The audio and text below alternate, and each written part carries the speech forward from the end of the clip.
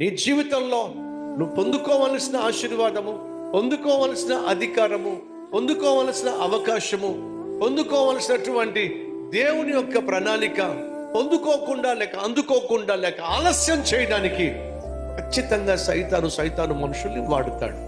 13 సంవత్సరాలు సౌలును ఉపయోగించి దావీదు యొక్క సింహాసనాన్ని దూరం చేసే ప్రయత్నం చేశాడు.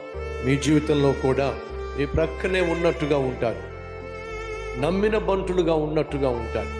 కానీ జాగ్రత్త, మర్చిపోకండి, దూరం నుంచి వేసేటటువంటి కత్తుల కంటే పక్కనే ఉండి పొడిచేటటువంటి వారి కత్తి చెప్పండి ఏమవుతుందో ఖచ్చితంగా దిగుతుంది, సులభంగా దిగుతుంది. కాబట్టి మన జీవితంలో దూరంగా ఉన్న శత్రువుల కంటే దగ్గరగా ఉన్నటువంటి మిత్రుల వల్లే ప్రమాదం. కాబట్టి సంగమా జాగ్రత్తగా ఉండు.